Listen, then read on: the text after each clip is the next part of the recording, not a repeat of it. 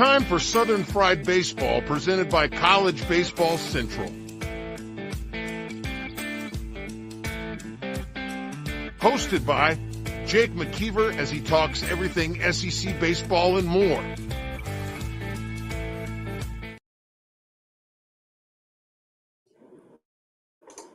Welcome in, College Baseball Central fans. Back again with another episode of Southern Fried Baseball. Episode 4, as we'll be deep diving into the Florida Gators, seeing where they fit against the three teams that we've already ranked in Auburn, Alabama, and Arkansas, seeing how this Gators team lays out, as well as kind of predicting stuff on the future for them. First off, let's go ahead and get the elephant out of the room. Florida, much to most people's dismay, was in the tournament at 28-27, 13-17 in the SEC. They go into the Stillwater Regional, win 2 on elimination games, and knock out the Pokes again. Then they head to Clemson, facing probably one of the most decisive rivalries you will ever see, as they go down there and take 2 from Clemson, sweep them, end up in Omaha. A lot of disappointments, I think, from this team, which is almost weird to say from a team that went to the Final Four and was really kind of a few outs away from playing for the national championship against Tennessee. A lot to like about this team. Obviously, they're going to be replacing a ton of guys, but before we get into that, let's go ahead and jump into the slides. Obviously, Florida went into Stillwater, knocked them off. It is Kevin O'Sullivan's 17th year. He's taken this team to Omaha 9 times. Taken the team to the tournament 16 times. From what I could tell, it seemed like the only year that he hasn't taken the Gators to the tournament is that 2020 season. But any Gators fans, feel free to correct me if I'm wrong. It seems like if they can get out of a regional, that they always seem to go to Omaha. They have yet to lose in a super regional. And I think Kevin O'Sullivan needs to be in the conversation of the greatest SEC coach that we currently have. I know that Dave Van Horn's kind of in that conversation. Tim Corbin's in that conversation. But for my money, I think Kevin O'Sullivan is the best coach in the SEC. They seem to have the most talent. They seem to have reloaded and fixed a lot of their holes. They get a ton of NIL buy-in, as we'll kind of talk about here when they get into the lineup. Florida all around is in a good spot that I think a lot of SEC teams would trade spots with. Here we are from a stadium ranking standpoint. We're going to put Condren Family Ballpark at number 3. While this is the newest ballpark in the SEC and the fans are kind of growing and the facilities are top-notch, I think that there is something to be desired, as it seems like this always kind of has a laissez-faire minor league ballpark type of atmosphere. I think Baum stays at number 1. Plainsman Park stays at number 2. That was a little bit surprising to me. As I did deep dives into this, Plainsman really kind of set itself apart. They do slot in a hair above Alabama. I think the only thing that Florida's built a place for fans to come. They built the house. Now it's time to see if the fans will come. There's a ton of success. They're going to be playing there a ton this year, as we'll talk about into that schedule. But here we have Condren Family Ballpark as number 3 in the SEC. Moving on into uniforms, Auburn is going to stay above Florida in this rankings. I think Florida has some really, really clean looks. I love their kind of Dodgers knockoffs that they wear at home. I love the orange. I love the blue Gators. I love the Florida. But I kind of long for the Gator print that they had before, and I wish that they had kind of a true white uniform or a white pinstripe. And I'm not a fan really of those gray pinstripes. So I'm putting Florida at number 2. And there is a huge, huge gap between Florida and Arkansas. They are a lot closer to Auburn than they are to Arkansas. Moving on, here is Florida's schedule, as you'll kind of look and see. They don't leave their home ballpark or the state of Florida for a series until they go at Tennessee that first week of SEC play. They have a few midweeks against talented teams in the Florida area. I think they're going to Boca Raton. It is possible that they are going to Stetson. But for home series, they will not be away from their home ballpark in Condren. They have an interesting schedule, as I think the middle part of this thing, if they can kind of ride that wave of that Tennessee-Georgia first weekend, the meat and potatoes of this one, I think, leaves a lot for Florida to be. And then again, they're at the end, ending with Alabama. If they can pick up enough wins there, I think that's where they'll kind of be gunning for it. That Arkansas, South Carolina, Texas, when they go 2 of 3 on the road, I think that's where we'll hear the story of this team. I think that's where you'll kind of find out if they should be a top 18, top 16 team, as we'll get into predictions here in a little bit. They do play at Ole Miss, at Mississippi State, at South Carolina, and at Texas. So it is kind of a difficult road slate, as a lot of those places do kind of play a little bit better, and especially Tennessee. So it'll be interesting to see kind of how Florida navigates the schedule, because I don't think that they're going to have the luxury that they had last year of going 13-17 in the SEC, 29-27 outside of the SEC. They're going to have to win a lot more games. This is a very navigatable schedule. There's a lot of good teams early. And again, I think that they're going to have to dominate these midweeks again this year. I don't know why this graphic never comes up, but here is who they're replacing. This is the lineup from their last game in Omaha. Obviously, Jack Caglione is gone. Dale Thomas graduated. Tyler Shelnut is playing independent league baseball. Fisher Jameson is another pitcher. And Jalen Guy is gone. And Cade Fisher, who was their up and down ace, is gone as well. Compared to some of the other teams on this list, Florida isn't really replacing that much at all. They brought in a few transfers. They brought in the number 21st ranked 2024 class. So that's freshmen coming in. So not really a high-end class, but they brought in a lot of guys, and there really are going to be a ton of freshmen or even open spots for them to kind of bring in those kind of elite guys that you would expect to start right away. This Florida team is talented. They have experience. They're going to be expecting a lot of guys to kind of rebound. Before we jump into that lineup, here is the pitching staff ranked. The three guys that I project to start are Liam Peterson, Billy Barlow out of Clemson to be the Saturday guy, and Jake Clement to be the Sunday guy. Luke McNeely, I think, is another guy that can kind of push for playing time. Honestly, the story with him is him and Liam Peterson are very, very similar. They had super, super high ERAs, but there was about a month where they were really, really unhittable. I know Liam Peterson really didn't impress too much in Omaha or in the tournament for that matter, as Clemson knocked him around. Texas A&M knocked him around twice. But there was about a 6-week stretch where it seemed like Florida could kind of count on him to go out, throw 6 innings, shut guys down. And he really was the best part of this Florida pitching rotation last year. I know that they got a consistent outings from Cags, but I expect Liam Peterson to kind of take that next step forward. Same with Billy Barlow. It depends on which Billy Barlow we're going to get. I know that he's kind of been in and out of that rotation due to injuries, long-term success, and stuff like that. There's obviously a reason that he transferred from Clemson. So I'm excited to kind of see what the next chapter in his career does. Then Jake Clement, again, he's another guy where you look at that ERA, it's going to kind of scare you a little bit. It is ludicrously high. Redshirt sophomore, took some big, big leaps forward in the Cape Cod League up at Brewster.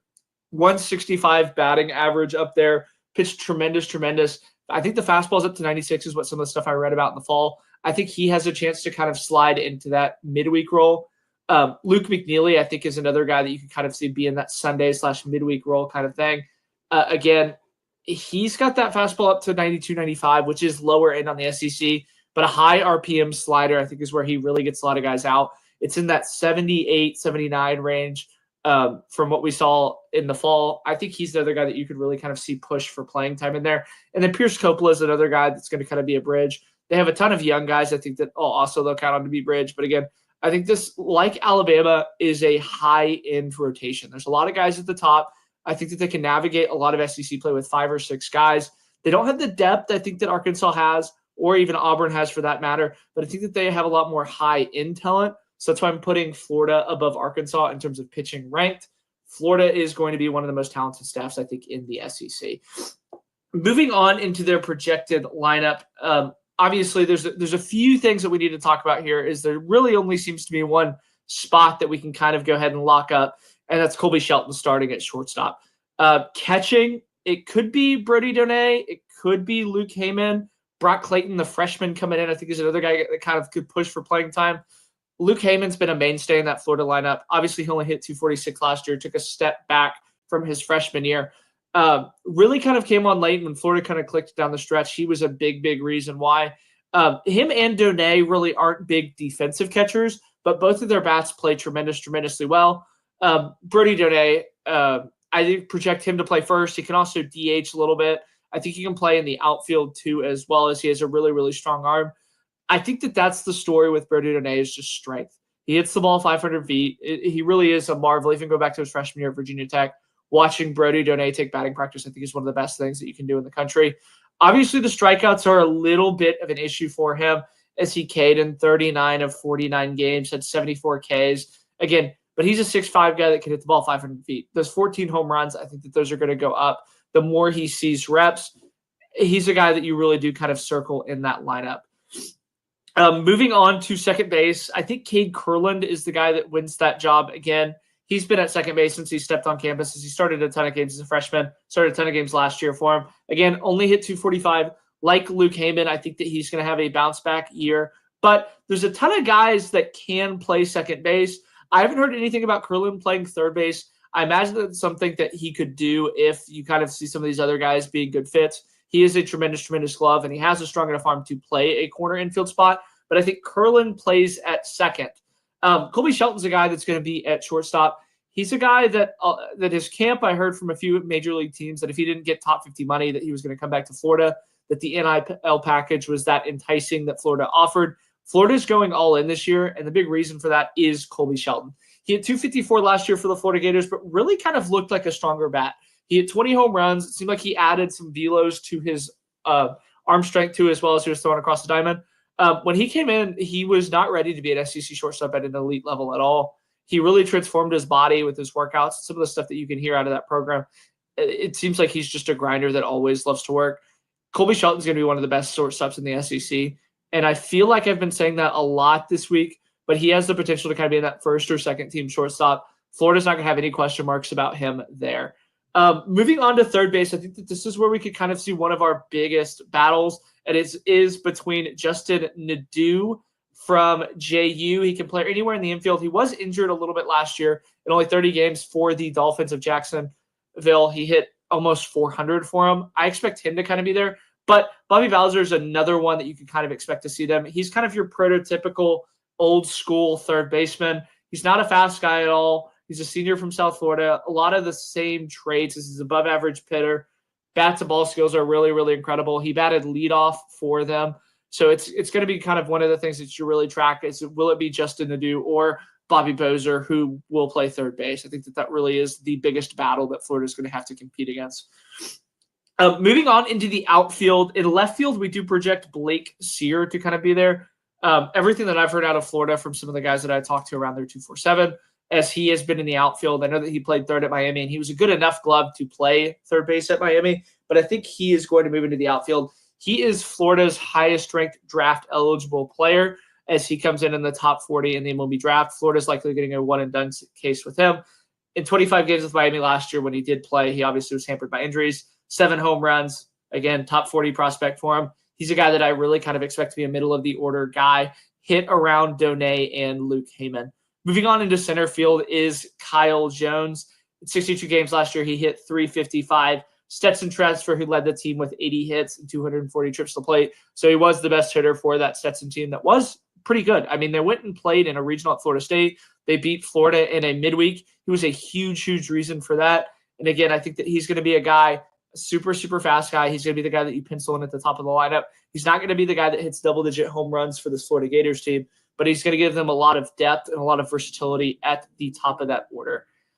In right field, we have Ty Evans, who is coming back for his senior season. Strong guy, improved off of his 2023 season. Was really one of the only Florida guys that you could see that kind of improved his batting average. Was really a consistent person from them. It seemed like they always kind of looked for somebody to take over that right field role. I expect Ty Evans to kind of be the one that fills it. He's a super, super strong guy. Sometimes he kind of leans a little bit when he gets in slumps from when back in 2023 when I saw some of the video. He had a new revamped stance. It's a lot quieter, provided a lot more power, and he's a strong guy. Lastly, we have Landon Stripling coming over from Texas Tech. He is who I project to be the starting DH for them. I think that's another one that's kind of up for debate too as well. He hit 253 in only 24 games for them. It's from Georgia, so that kind of makes sense why he's returning a little bit closer to home. But I think he's one of the guys that you can kind of see. Ashton Wilson is another guy that I'm really interested to see kind of how he fits into this system. He was the hero for Florida back during that Omaha run. They brought in a ton of talent. I think he's a guy that's going to have a tough time making the lineup, but it seems like every single time he relishes in that opportunity to get in the lineup. It's going to be hard for Kevin O'Sullivan to keep him out of that lineup. Lastly, Kane McDonald's another guy that you really kind of have to watch out for, as he is a two-way player, had Tommy John. He's likely just going to be hitting. How much he's hitting, I think, will be up for debate, as, again, Florida just really doesn't have a lot of holes that they're going to be looking for him. Another one is Blake Brookins. He's another guy that I think could kind of push into that corner outfield spot with Ty Evans. or being in that DH role. Again, Donay can kind of DH. Any of the infielders outside of Colby Shelton can play second or third. So they have a lot of depth and versatility there. And again, Brody Donay can play right field too as well. If you can cut down on the strikeouts, I think Brody Donay has the potential to be one of the best players in the SEC this year. Moving on into our talent index, we project Florida to have the number 2 most talented team through our first 4 weeks. They have a ton to like off of this team. Again, we'll get into my bold predictions that I do at the end, but Florida ranks 2 in our talent index. Here is that famous bell curve that we always like to talk about. Obviously, on the far right is national champs. They have the pitching at the high end. They have the hitting to be one of those kind of 8 SEC teams that can hoist to that national championship. Kevin O'Sullivan's a guy who knows how to do it. They've been really close the last 2 years. In 2023, they went to the finals and lost to LSU. Last year, they ran into a tough A&M team. They have the talent to make it to the national championship. They have the NLI buy-in and the talent index to make it. Their kind of bell curve is hosting a regional. I mean, that's always the potential with Florida. I think that they are going to be one of those 16 teams. The only question will be, do you think that they'll be a super regional host or a regional host? That's kind of where a lot of the debate is up in the SEC, is there's a ton of SEC teams with a ton of talent. I think they're going to be one of the 5th or 6th SEC teams, which again, will give them a regional. And their bottom end is obviously hosting a regional. If they were able to host a regional or go to a regional after what they went through last year, all the guys taking big, giant steps back for them, going a month where it seemed like their entire offense was just Jack Caglione and still making a regional. This team, while they lost their best player, it feels like they have more talent around. They get a bunch of guys coming back. They get a bunch of guys with SEC experience. I think the sky is the limit for this team. I think the player that I'm going to expect to break out is obviously Brody Donay. I've been talking about him since his freshman year at Virginia Tech. Again, I said this last year, if he cuts some of the strikeouts, he's going to be one of the best hitters in the SEC. He really didn't. And again, I think at this point as a junior, he's really kind of started to – you figure out how he's not going to play. He's not going to be the guy that chokes up with 2 strikes. He's going to be the guy that you can count on to give you that big hit with 2 strikes, that if he misses a pitch over the middle, it's going to crank it 500 feet. I think Brody Donay is going to be the X factor on this Florida team. I think Luke Heyman's another guy that takes giant steps forward. He's definitely a little bit better than that 246 batting average. I expect him to kind of hit into that 280, 290 range that we saw him hit his freshman year. Same with Cade Kurland to some extent.